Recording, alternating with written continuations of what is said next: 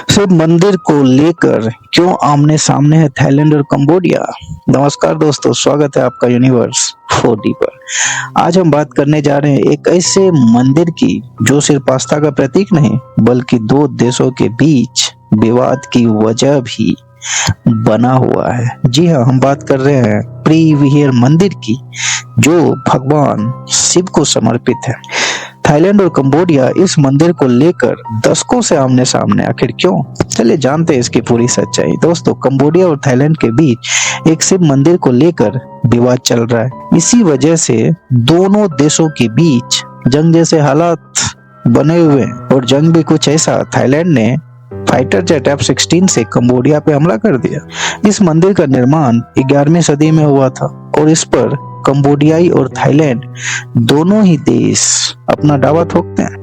Praevia मंदिर का निर्माण खमेर साम्राज्य के राजाओं ने करवाया था। कंबोडिया के लोग आज भी खुद को खमेर लोगों का वंशज बताते हैं। इस मंदिर को लेकर थाईलैंड और कंबोडिया के विवाद को समझने के लिए हमें 500 से 600 साल पीछे जाना होगा दोस्तों, जब थाईलैंड और कंबोडिया सहित आसपास का पूरे इलाके पर खमेर साम्राज्य का शासन था। थाईलैंड, जिसे पहले सियाम के नाम से जाना जाता था, उसके अधिकांश हिस्से खमेर साम्राज्य के तहत। खमेर राजाओं ने दक्षिण पूर्व एशिया में अपने शासन के तहत कई मंदिर परिसरों का निर्माण कराया। इसी में प्रीवियर मंदिर भी शामिल है। इन पर हिंदू धर्म का प्रभाव है क्योंकि खमेर राजाओं का प्रमुख धर्म हिंदू था।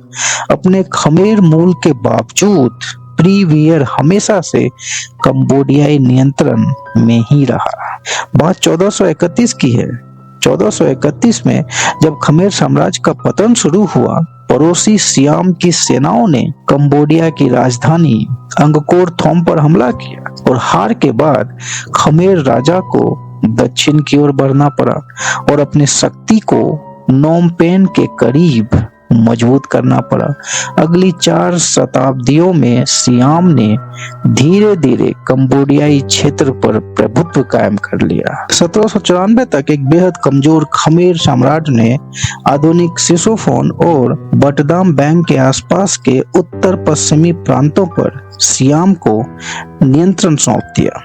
इस तरह प्रीवियर भी थाईलैंड के नियंत्रण में चला गया। 1863 में कंबोडियाई राजा नोरोडोम ने फ्रांसीसी संरक्षित राज्यों का दर्जा मांगा। ऐसा उसने मुख्यतः सियामी प्रभुत्व से बचने के लिए किया था।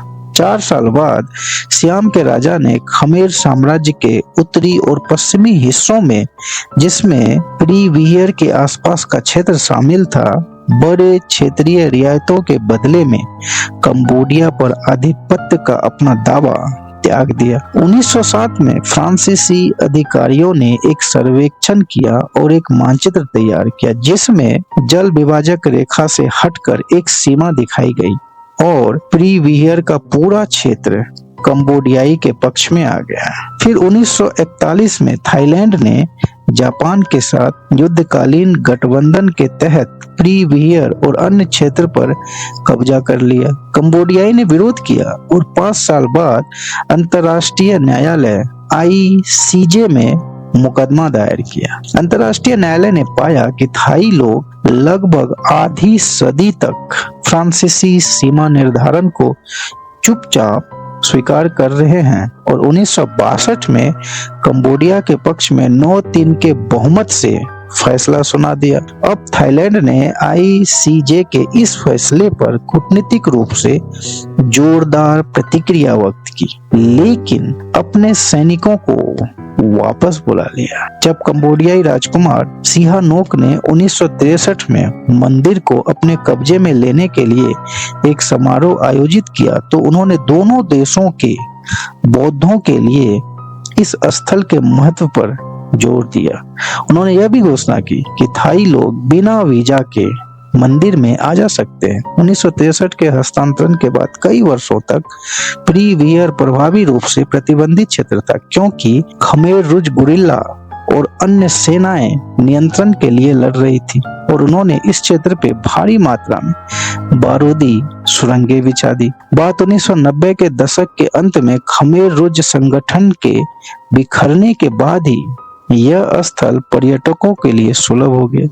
हालांकि 2008 में स्वामित्व को लेकर फिर से ऐतिहासिक विवाद फिर से उभर आया, जब कंबोडिया ने प्रीवियर को यूनेस्को विश्व धरोहर स्थल के रूप में पंजीकृत करने की मांग की और इसके लिए यूनेस्को को आवेदन दिया। इसको लेकर फिर से थाई सरकार ने इस आधार पर आपत्ति जताई कि आवेदन में मंदिर के आसपास की भूमि का उल्लेख था जो थाईलैंड की है।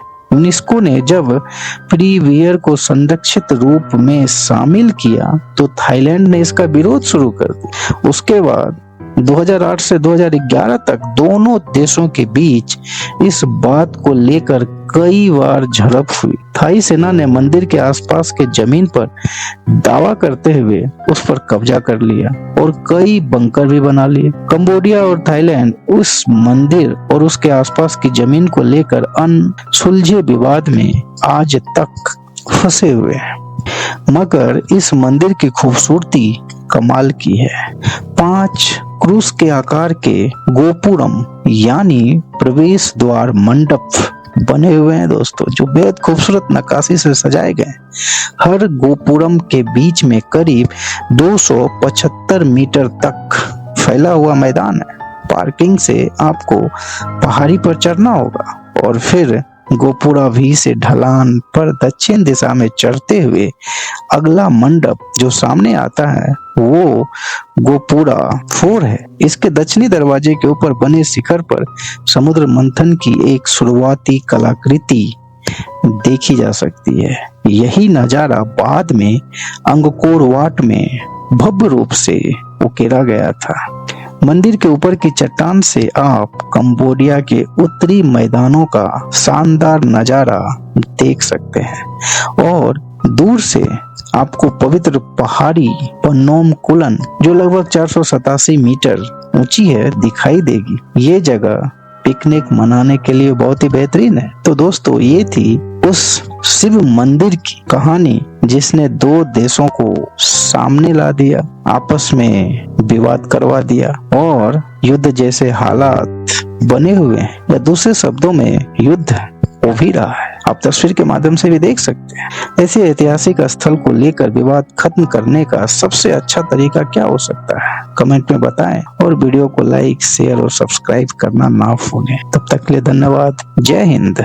आपका दिन शुभ हो।